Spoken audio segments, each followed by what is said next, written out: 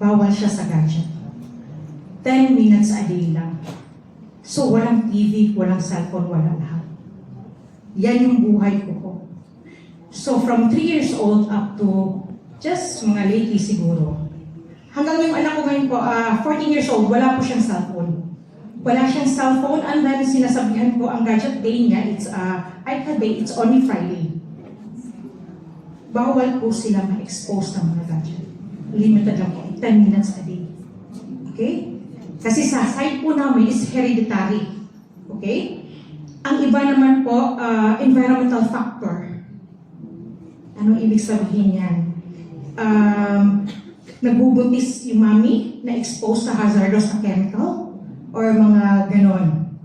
Okay? Kasi may mga kasama na ko doon sa perpetual nurse po, dalawa niyang anak na hit po ng autism because sa trabaho niya po, environmental factor. But nowadays, why autism is very rampant? It's very rampant, I tell you. Increasing yung number niya. Why? Acquired na po siya. The family or the parents, tayo na po ang nagbibigay ng autism sa anak natin. This is factual kasi ilang years ako nasa perpetual, ilang years ako nasa therapy center ng anak ko. Sinasabi po nila, acquired po. Kaya po, limit the gadget. Screen time ang tawag po nun. Iko-complete niyo po, cellphone, tablet, tsaka TV, bawal po yun. Kaya yung mga anak niyo po, sobrang nagdi-delay, sobrang bugnutin. Delikado po yun. Kasi tingnan nyo, pag nanonood sila ng movie, gabi, mamaya umaga na. That's why the line, waiting is boring. Okay? Di na marunong ang mga bata na yun pumila. Wala na silang patience because of that. Too much screen time. Okay? And then, yung anak ko, sobrang advanced sa academic. Kasi natutukan ko nga po. And then, before lang ng pandemic, mga I think grade 4, grade 5, grade 6, grabe na yung behavioral problem. So, tapos na kami sa OT, tapos na kami sa speech. Ang therapy na binigay sa anak ko, it's life coaching and comprehension. Okay? So, just before pandemic, sabi ng principal sa amin, kasi nasa regular school po yung anak ko. Okay, sabi niya, try to go to child psychiatrist. Kasi nga yung anak ko, nagwawala sa school. Nagwawala po siya talaga. May trigger points po. Yung biglang nakaupo lang siya, mamaya magwawala na siya. Mga ganun na style. Kasi hindi natin alam yan eh. Okay? And then,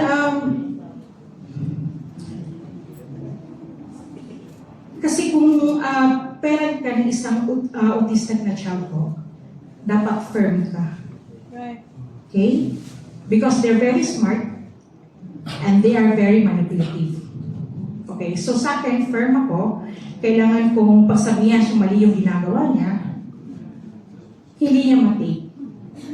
Kasi nga matalino sila. Hindi nila matake yan. So, pagdating sa school, doon siya magwawala. Doon siya magwawala. Hindi nawawala yung galit. And then, very alarming na. Kasi yung mga outburst niya, nakakatakot na.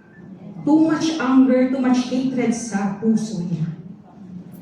Okay? Na palagi kami pinapatawag sa teacher or sa principal at hinihingi na po na yung diagnosis ng anak ko. Okay? And then, nung pumunta kami sa child psychiatrist sa Asian Hospital, actually, I asked the doctor, Doc, possible ba yung anak ko magiging psychotic pagkalaki? Or magiging mamamatay tao? Kasi, grabe yung anger niya. Hindi siya nanakit, pero yung anger niya, para siyang grabe. Okay? So, eto naman si Doctor, hindi naman siya nagko-comment. Tahimik lang siya.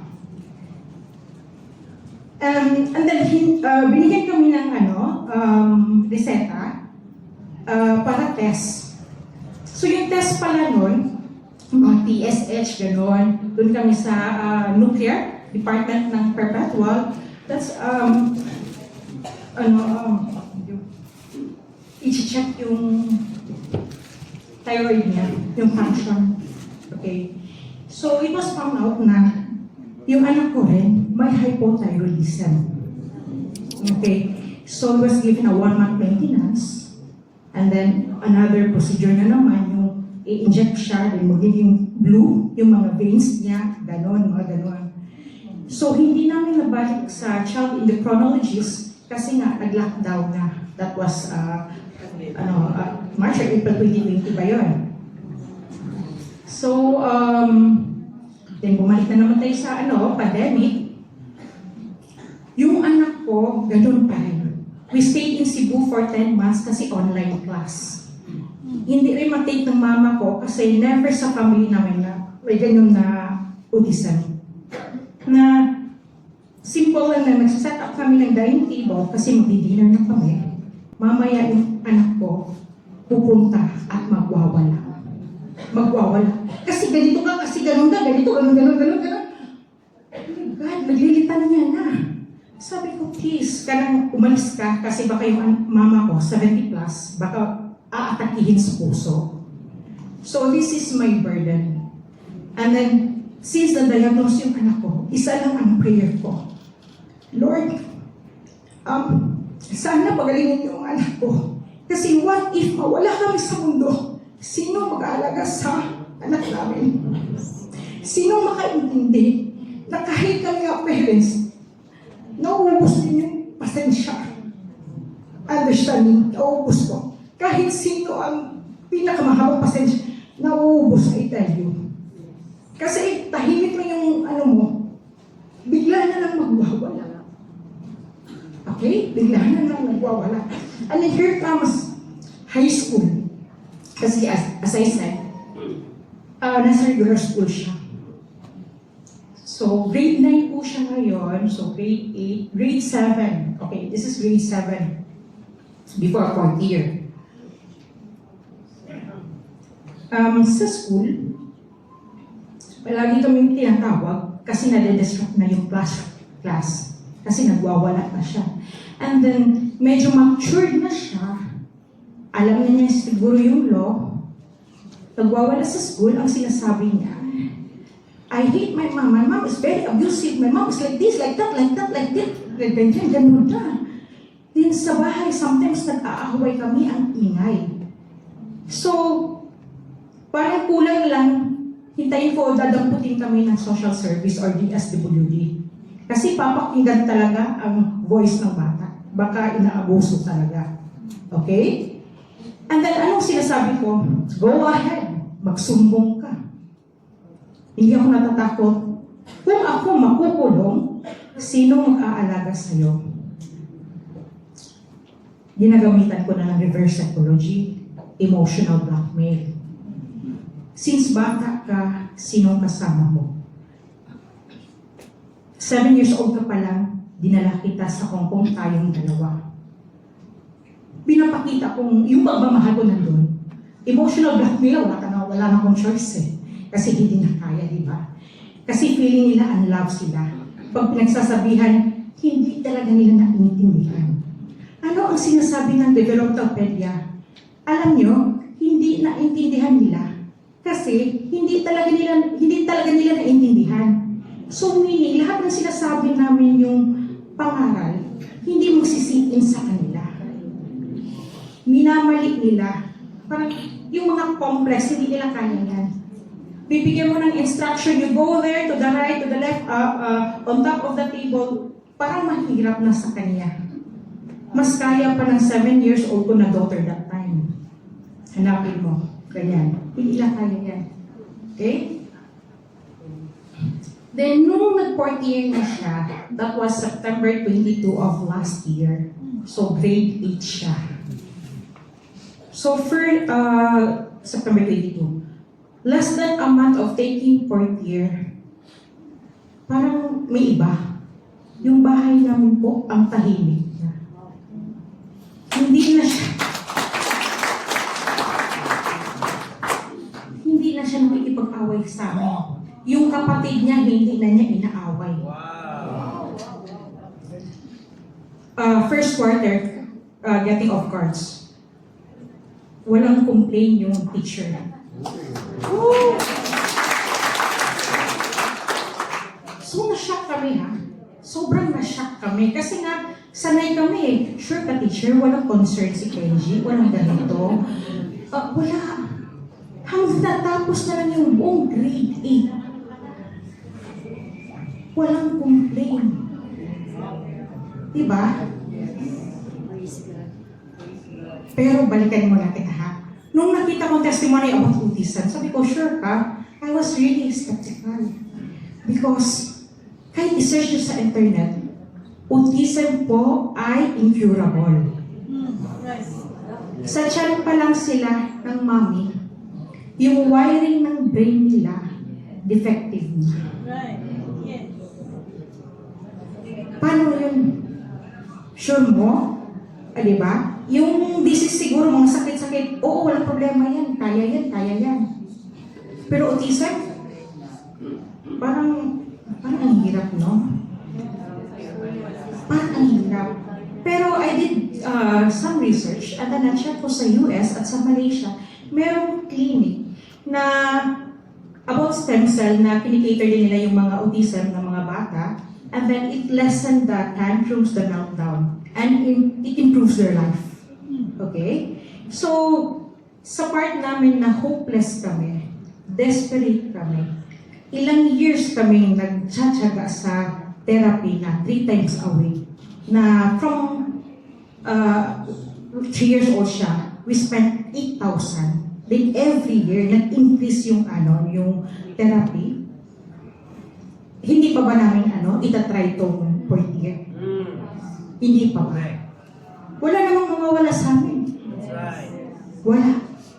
Kasi, na kami, pagod na kami. Lahat ng unawa namin, ubos na. Hinihintay na lang namin, dadamputin kami ng DSWD. Okay? But, grade 8, tapos na yung grade 8. Ilan yun? 10 months? Yung anak ko, up to now, nagtitake. Bakit pinoprolong ko?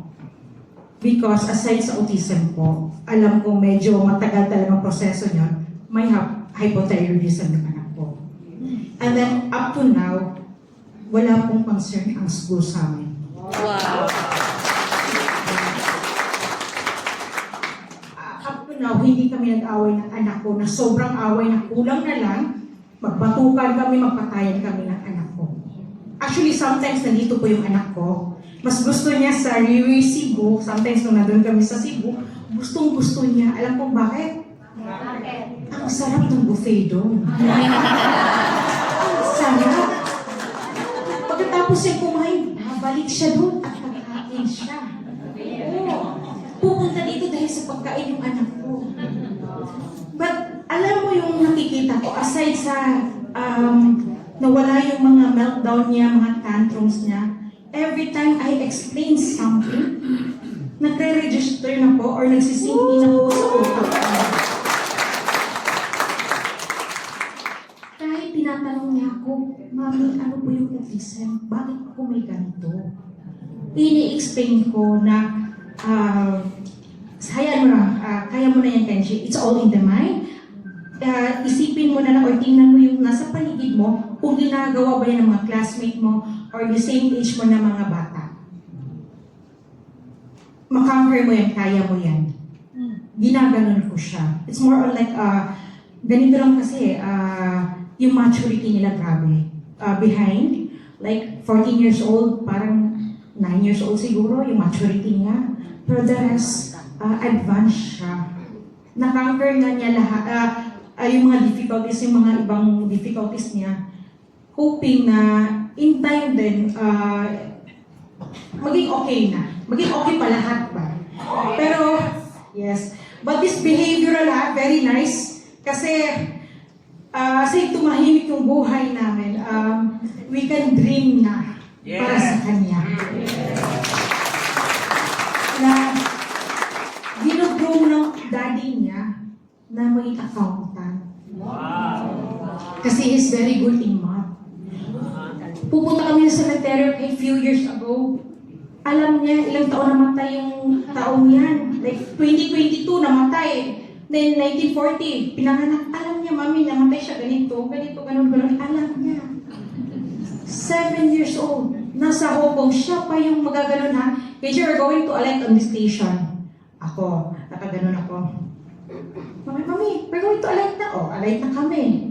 Pagkasama ko siya, it's like I'm having a walk-in dictionary, lahat ways, lahat encyclopedia, lahat everything. Pagkasama ko siya, ang change, magaganyan ba ko? Alam na niya ang change. Diba? Actually, hindi naman hindrance na magkaroon ka ng special child na bata. Kasi nung nalaman ko yan, never akong in denial, never ko biniblame si God. I accepted it lahat. Napakabait ko nila. Pero ang crucial lang talaga is yung early stage na dapat agapan nyo. Agapan. At madali. Early intervention helps. As you can see, nakatutok ako sa mga ganyan, may mga group ako. You can check 5 years old anak ni Aubrey Mas at Troy Montero. Injection sila na stem cell. Yan sa BGC. But still, they have like, I think 5 times a week, 4 times a week na therapy. Kasi ang therapy ko, panglabas siya. Yung mga gross motor skill, fine motor skill, paano mag-adapt, paano mag-fit in sa society. Per stem cell, ito po ang utak ang inaayos. Diba? For how many years nasa therapy center kami, pero ang utak pala ay kailangan din ayusin sa loob. And only stem cell can do that. Diba? Why I continue advocating this product? It's because there's a lot of people who are in need. Especially special child people. If you go to a therapy center, neurosciences department, like in Perpetual, ang mga bata, doon late adult, may autism, maiiyak ka. Hindi ako titingin kasi nga, yung struggle ng parents na napakahirap ng batang magkaroon ng may special needs. Okay? So, I'm hoping na tayo po ay tutulong sa kanila. Kasi parami at parami po sila. Honestly, December po, pumunta ko ng pedya ng anak ko, nag-thank you ako because of the 2 years old pa lang yung anak ko, sinabi na niya, delay yung anak mo. As early as 2 months ngayon, diagnosed na as autism. 2 months old. Pag tinatawag mo, hindi sila lumiling. 2 months. Sobrang alarming, but this is reality. Dadami at dadami sila. So it's our part na, to do our part to help them. Kasi isa lang sa family magkaroon ng ganyan.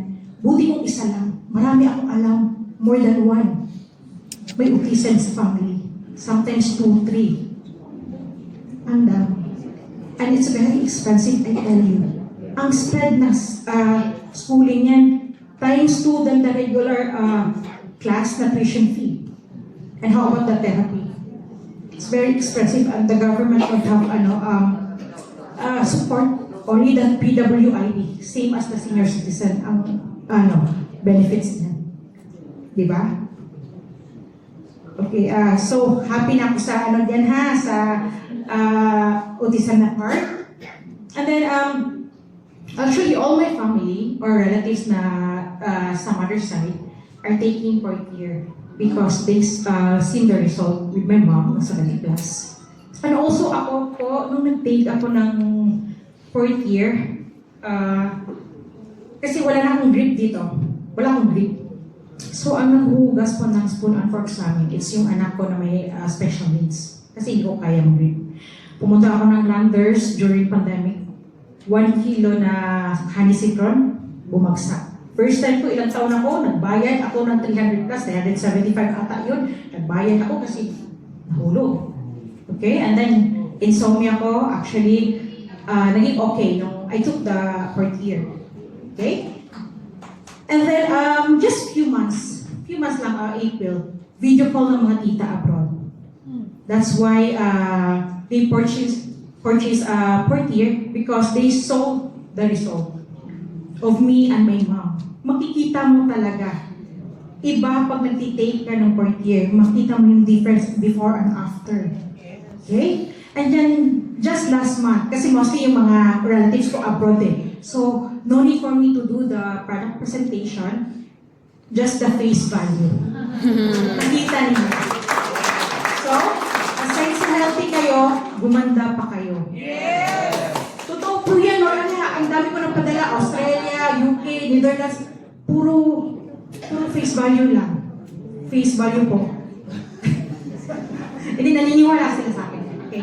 And then just last month po, napakaganda kasi it's my first client na nag-take na hindi po siya Filipino.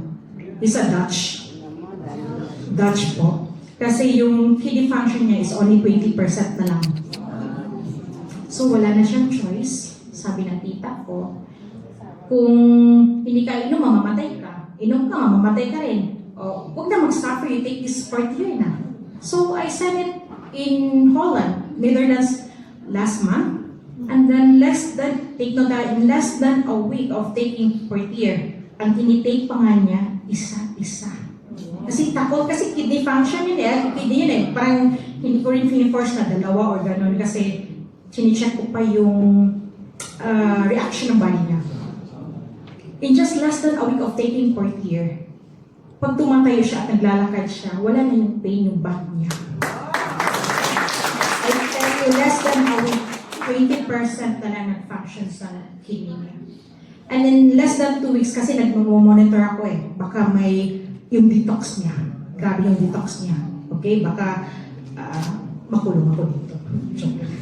Okay, less than 2 weeks po kasi nagkaroon siya ng kidney trouble because may parang mental problem din siya. Since 24 years old siya, nagtitake siya ng gamot para sa brain. Sa utak niya. So, less than 2 weeks, bumalik na daw yung mental health niya na parang normal na siya. Wow! So, parang sabi mo, parang totoo talaga to about sa brain. Kasi sa anak ko, it's a mental issue din yun eh, di ba? And sa kanya, ganun din. So, yun lang mukhang kata ko eh. Thank you so much.